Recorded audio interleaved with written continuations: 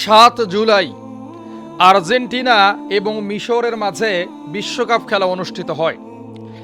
এর ঠিক 1 ঘন্টা আগে ফিলিস্তিনের গাজায় মুহাম্মদ আল ওয়াহিদি নামের এক ব্যক্তির গাড়িতে ভয়ঙ্কর ড্রোন হামলা করা হয়।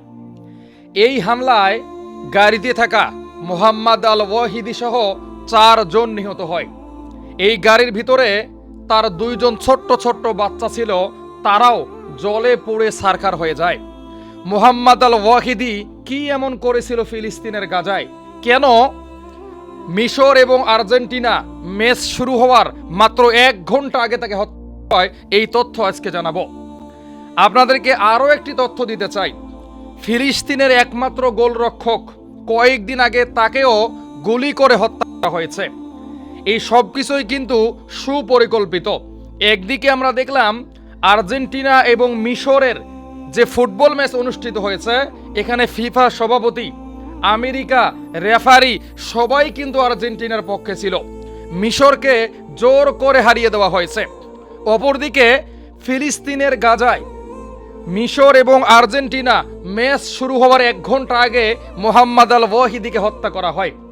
মুহাম্মদ আল ওয়াহিদি ছিলেন একজন মানবতার ফেরিওয়ালা। ফিলিস্তিনের ছোট্ট ছোট্ট বাচ্চাদেরকে, ফিলিস্তিনের ঘর বাড়িহারা মানুষদেরকে, ফিলিস্তিনের ফুটবল প্রেমী মানুষদেরকে বিশ্বকাপের আনন্দ দেওয়ার জন্য ফিলিস্তিনের গাজায় বিশাল বড় একটি ব্যানার তিনি টাঙিয়েছিলেন।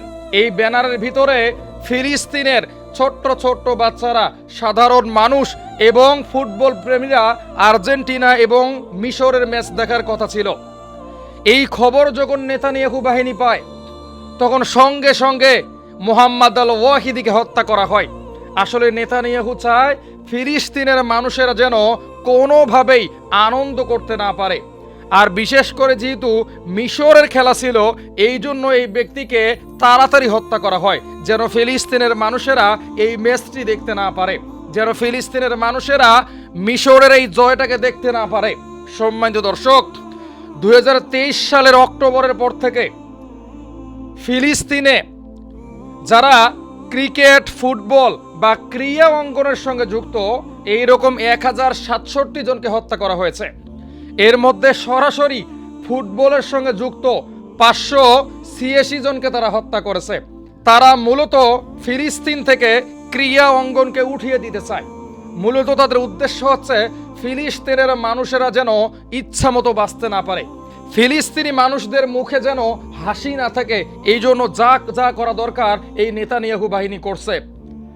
ফিলিস্তিনের মানুষেরা অনেক দিন পরে বিশ্বকাপ ফুটবল খেলা দেখে একটু আনন্দ করতে চেয়েছিল, কিন্তু নেতানিয়াহু বাহিনী তাদের এই আনন্দ সহ্য করতে না পেরে আয়োজক মুহাম্মদ আল ওয়াহিদিকে হত্যা করেছে। তো সারা পৃথিবীর মানুষদের কাছে আমরা আহ্বান জানাই, ইসরায়েলের বিরুদ্ধে রুখে দাঁড়াতে হবে, ইসরায়েলকে শাস্তি দিতে হবে।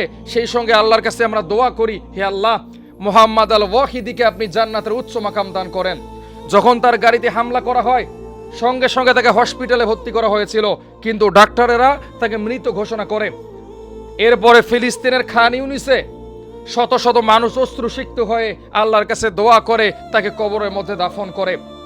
ফিলিস্তিনি মানুষের সুখ, ফিলিস্তিনি মানুষের হাসি নেতানিয়াহু বাহিনী সহ্য করতে পারে না।